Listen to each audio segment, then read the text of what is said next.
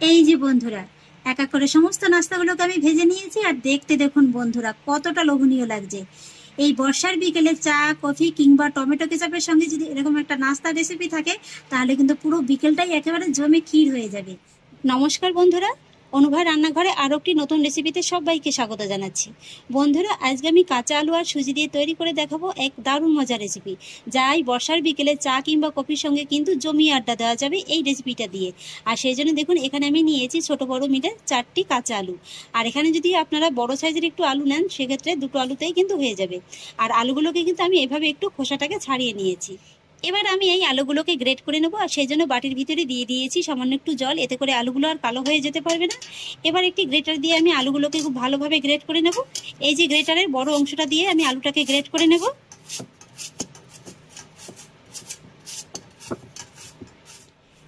এই যে বন্ধুরা, আলুগুলোকে আমি খুব সুন্দর করে গ্রেট করে নিয়েছি। আর এবার আমি গ্রেট করা আলুটাকে খুব ভালোভাবে ধুয়ে নেব।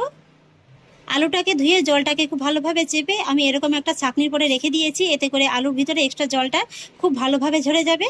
এবার আমি আলুটাকে একটা সাইডে সরিয়ে রাখবো।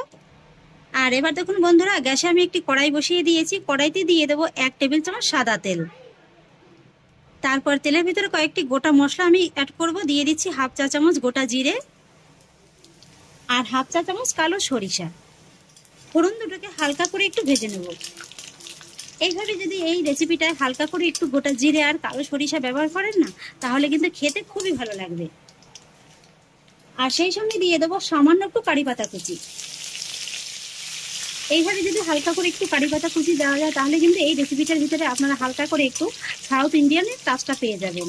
এই যে বন্ধুরা দেখুন, কারি পাতা কুচিটাকেও হালকা করে একটু ভেজে নিয়েছি। আর এবার আমি এর ভিতরে অ্যাড করব বড় সাইজের একটি পেঁয়াজ কুচি। সেই সঙ্গে অ্যাড করব 1 টেবিল চামচ আদা রসুন বাটা। এখানে আপনারা আদা রসুনটাকে গ্রেট করেও দিতে পারেন। একই সঙ্গে অ্যাড করব কয়েকটি গুঁড়ো মশলার উপকরণ। দিয়ে দিচ্ছি 1/4 টিস্পুন হলুদ গুঁড়ো, 1/4 টিস্পুন ধনে গুঁড়ো, 1/4 টিস্পুন জিরে গুঁড়ো, আর একই সঙ্গে দিয়ে দিচ্ছি 1 টিস্পুন চিলি ফ্লেক্স। এবার আমি এই মশলাগুলোকে লো ফ্লেমে হালকা করে একটু ভেজে নেব। এখানে আপনারা চিলি ফ্লেক্সের পরিবর্তে কিন্তু লাল লঙ্কার গুঁড়োটাও ব্যবহার করতে পারেন। সমস্ত মশলাগুলোকে আমি হালকা করে একটু ভেজে নিয়েছি। আদা রসুনের কাঁচা গন্ধটা খুব ভালোভাবে চলে গিয়েছে। আর এবার আমি মশলার ভিতরে অ্যাড করব 1.5 কাপ জল। এখানে আমি যতটা পরিমাণে আলু নিয়েছি, সেক্ষেত্রে কিন্তু 1.5 কাপ জলই যথেষ্ট। তবে আপনারা যদি আলুর পরিমাণটা একটু বেশি নেন, সেক্ষেত্রে কিন্তু জল কিংবা সুজির পরিমাণটাও বেশি নেবেন। সুজির পরিমাণটা আমি আপনাদের পরে দেখিয়ে দিচ্ছি। জলটা দিয়ে দেওয়ার পরে আমি এর ভিতরে দিয়ে দেবো গ্রেট করে নেওয়া আলুটা। সেই সঙ্গে দিয়ে দেবো স্বাদ অনুযায়ী লবণ। এবার জলের সঙ্গে আলুটাকে খুব ভালোভাবে নেড়েচেড়ে মিশিয়ে নেব। জল এবং মশলার সঙ্গে আমি আলুটাকে খুব ভালোভাবে মিশিয়ে নিয়েছি। আর এবার আমি গ্যাসের ফ্লেমটাকে লোয়ে রেখে এইভাবে ঢাকা চাপা দিয়ে আলুটাকে বয়েল করে নেব 2 থেকে 3 মিনিটের মতো। 3 মিনিট বাদে এবার ঢাকাটাকে তুলে নিচ্ছি। এই যে দেখুন বন্ধুরা, আমি যেহেতু আলুটাকে গ্রেট করে নিয়েছি, তাই এই 3 মিনিটের ভিতরে কিন্তু আলুটা খুব সুন্দরভাবে সুসেদ্ধ হয়ে গেছে। তবে আপনাদের সময়টা কিন্তু গ্যাসের তাপমাত্রা অনুযায়ী কম বেশি লাগতে পারে। আর এবার আমি গ্যাসের ফ্লেমটা একই রকম লোয়ে রেখেই এর ভিতরে অ্যাড করব 1 কাপ সুজি। ভালোভাবে একবার নেড়েচেড়ে মিশিয়ে নেব। তারপরে একটা ম্যাশার দিয়ে এইভাবে আলুটাকে খুব ভালোভাবে ম্যাশ করে নেব। আপনাদের হাতের কাছে যদি ম্যাশারটা না থাকে, সেক্ষেত্রে কিন্তু আপনারা গিলাস কিংবা বাটি দিয়েও আলুটাকে ম্যাশ করে নিতে পারেন। আলুটাকে আমি খুব সুন্দরভাবে ম্যাশ করে নিয়েছি।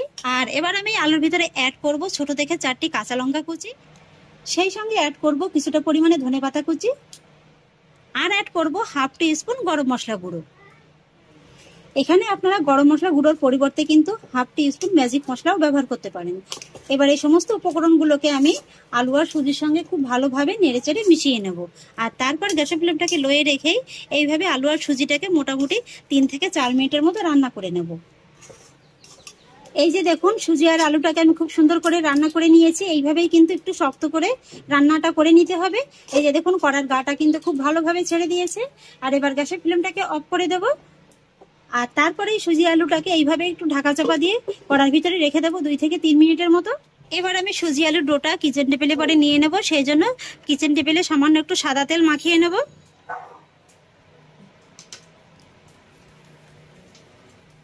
রোলিং পিনের গায়েও সামান্য একটু তেলটা মাখিয়ে নেব। আর তারপরে এই ডোটি কিচেন টেবিলে পরে নিয়ে নেব। তারপরে এই ডোটিকে হালকা করে একটু ঠান্ডা করে নেব। ডোটিকে আমি হালকাভাবে ঠান্ডা করে নিয়েছি, হাত দিয়ে একবার ভালোভাবে মেখে নেব। ডোটিকে দেখুন বন্ধুরা আমি খুব ভালোভাবে মেখে নিয়েছি, সুন্দর একটা মন্ডের মতো কিন্তু হয়ে গেছে। আর এবার আমি এই ডোটি কিচেন টেবিলে পরে আবারও নিয়ে নিলাম, তারপর হাত দিয়ে এইভাবে একটু চেপে ফ্ল্যাট করে নেব। তারপর রোলিং পিন দিয়ে এইভাবে হালকা হাতে একটু বেলে নেব। মন্ডটিকে দেখুন আমি খুব সুন্দরভাবে বেলে নিয়েছি। আর এবার আমি এই রুটির উপরে দিয়ে দেবো এইভাবে সামান্য একটু সাদা তিল। আর এবার একটা বাটির পিছন দিয়ে এইভাবে তিলটাকে আমি রুটির গায়ে খুব ভালোভাবে বসিয়ে নেব। তিলটাকেও আমি রুটির গায়ে খুব ভালোভাবে লাগিয়ে নিয়েছি। আর এবার আমি আপনাদের রুটির পুরুত্বটা দেখিয়ে দিচ্ছি। এই যে দেখুন বন্ধুরা, এইভাবে কিন্তু একটু মোটা করেই বেলে নিতে হবে। আর এবার দেখুন আমি নিয়ে নিয়েছি এই ধরনের একটা ছোট স্টিলের গ্লাস, গ্লাসে কিন্তু সামান্য একটু সাদা তেল মাখিয়ে নিয়েছি। এবার আমি এই রুটির গা থেকে এইভাবে একটু গ্লাস দিয়ে কাট লাগিয়ে নেব।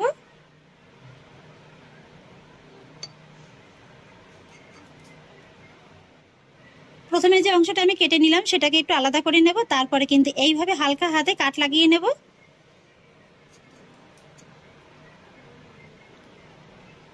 এই যে দেখুন বন্ধুরা, কত সুন্দর একটা চাঁদের শেপ কিন্তু চলে এসছে। আপনাদের হাতের কাছে যদি এই ধরনের ছোট গ্লাস না থাকে সেক্ষেত্রে আপনারা কিন্তু ছোট বাটি দিয়েও এইভাবে কাট লাগিয়ে নিতে পারেন। একই রকম ভাবে আবারও কাট লাগিয়ে নেব।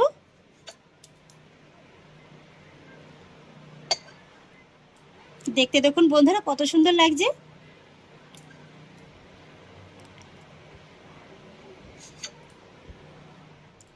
এই যে দেখুন বন্ধুরা, একই রকম ভাবে কিন্তু সবগুলো নাস্তাকে আমি কেটে নিয়েছি। আর কেটে নেওয়ার পরে যে সাইডের বাড়তি অংশটা ছিল সেটাকেও কিন্তু একই রকম ভাবে বেলে আবারও কেটে নিয়েছি। এবার আমি নাস্তাগুলোকে সব ভেজে নেবো। আর সেই জন্য একটি ফ্রাই প্যানে কিছুটা পরিমাণে সাদা তেল বেশ ভালোভাবে গরম করে নিয়েছি। আর এবার এই নাস্তাগুলোকে সব ভেজে নেবো। আর সেই জন্য কিন্তু গ্যাসের ফ্লেমটাকে মিডিয়ামেই রাখতে হবে। বেশ কয়েকটি নাস্তা আমি গরম তেলে ছেড়ে দিয়েছি। আর এবার কিন্তু প্রথম অবস্থায় নাড়াচাড়া করা যাবে না, যেহেতু এখন এগুলো খুবই নরম আছে। তাই মোটামুটি 8 থেকে 10 সেকেন্ডের মতো এইভাবে একটু অপেক্ষা করতে হবে। আর তারপর হালকা হাতে এগুলোকে একটু উল্টে দিতে হবে। আর তারপর গ্যাসের ফ্লেমটা একই রকম রেখেই এইভাবে উল্টে পাল্টে নাস্তাগুলোকে হালকা একটু ব্রাউন করে ভেজে নিতে হবে। নাস্তাগুলো তেলে ভাজার সময় আপনারা দেখতে পাবেন এগুলো কিন্তু হালকাভাবে একটু ফুলতে শুরু করবে। এই যে দেখুন বন্ধুরা, নাস্তাগুলোকে আমি খুব সুন্দরভাবে ভেজে নিয়েছি। আর এই নাস্তাগুলো কিন্তু ভাজতে খুব বেশি সময় লাগে না, মোটামুটি 2 থেকে 3 মিনিটের ভিতরেই কিন্তু নাস্তাগুলো খুব সুন্দরভাবে ভাজা হয়ে যায়। যেহেতু আলু আর সুজিটা আগেই সেদ্ধ করা থাকে তাই কিন্তু খুব বেশি সময় লাগে না। এই যে বন্ধুরা দেখুন, আমার প্রথম ব্যাচের নাস্তাগুলো ভাজা হয়ে গেছে। দেখতে দেখুন বন্ধুরা কতটা লোভনীয় লাগছে। তেলটাকে ভালোভাবে ঝরিয়ে নেব। আর এইভাবেই বাকি নাস্তাগুলোকে ভেজে নেব। এই যে বন্ধুরা, এক এক করে সমস্ত নাস্তাগুলোকে আমি ভেজে নিয়েছি। আর দেখতে দেখুন বন্ধুরা কতটা লোভনীয় লাগছে। এই বর্ষার বিকেলে চা, কফি কিংবা টমেটো কেচাপের সঙ্গে যদি এরকম একটা নাস্তা রেসিপি থাকে তাহলে কিন্তু পুরো বিকেলটাই একেবারে জমে ক্ষীর হয়ে যাবে। দেখতে দেখুন বন্ধুরা, দেখে কিন্তু বাচ্চা থেকে বড় সবাই একেবারে লুটে পুটে খেয়ে নেবে। দেখতে দেখুন কত সুন্দর লাগছে। এই নাস্তাগুলো কিন্তু বন্ধুরা উপরে হালকা ক্রিস্পি আর ভিতরটা খুব সুন্দর নরম হয়। এটা যেমন সুস্বাদু তেমনই কিন্তু স্বাস্থ্যকর। আমি আজকে টমেটো কেচাপের সঙ্গেই নাস্তাগুলো সার্ভ করে নিচ্ছি। আপনারা কিন্তু আপনাদের পছন্দ মতো চা কিংবা কফির সঙ্গেও কিন্তু এটা খেতে পারেন। খেতে কিন্তু দুর্দান্ত লাগে। তাহলে আশা করছি বন্ধুরা আমার আজকের এই কাঁচা আলু সুজির নাস্তা রেসিপিটি আপনাদেরও খুব ভালো লেগেছে। যদি ভালো লেগে থাকে তাহলে আমাকে অবশ্যই একটা লাইক এবং কমেন্ট করবেন, সেই সঙ্গে বন্ধুদের সঙ্গে শেয়ার করবেন। আর প্লিজ বন্ধুরা, যদি আমার পরিবারের নতুন সদস্য হয়ে থাকেন তাহলে একটা সাবস্ক্রাইব করে পাশে থাকা বেল আইকনটি প্রেস করে দেবেন।